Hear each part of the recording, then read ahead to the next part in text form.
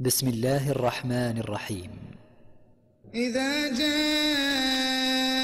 المنافقون قالوا نشهد إنك لرسول الله والله يعلم إنك لرسوله والله يشهد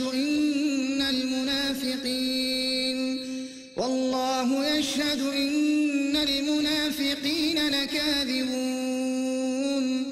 اتخذوا أيمانهم جنة فصدوا عن سبيل الله إنهم ساء ما كانوا يعملون ذلك بأنهم آمنوا ثم كفروا فطبع على قلوبهم فهم لا يفقهون وإذا رأيتهم تعجبك أجسامهم وإن يقولوا تسمع لقولهم كأنهم خشب مسندة يحسبون كل صيحة عليهم هم العدو فاحذرهم قاتلهم الله أنى يؤفكون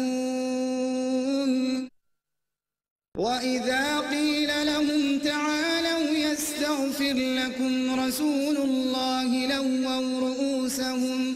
لووا رؤوسهم ورأيتهم يصدون وهم مستكبرون سواء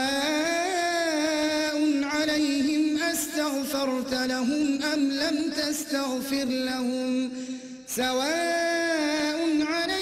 أستغفرت لهم أم لم تستغفر لهم لن يغفر الله لهم إن الله لا يهدي القوم الفاسقين هم الذين يقولون لا تنفقوا على من عند رسول الله حتى ينفضوا ولله خزائن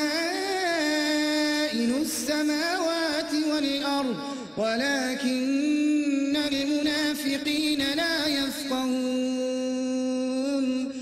يقولون لئن رجعنا إلى المدينة ليخرجن الأعز منها الأذل ولله العزة ولرسوله وللمؤمنين ولكن المنافقين لا يعلمون يا أيها الذين آمنوا لا تلهكم أموالكم ولا أولادكم عن ذكر الله ومن يفعل ذلك فأولئك هم الخاسرون وأنفقوا مما رزقناكم من قبل أن يأتي أحدكم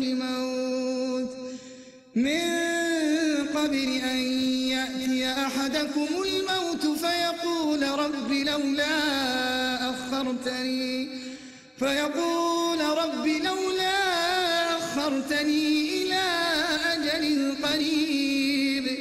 إلى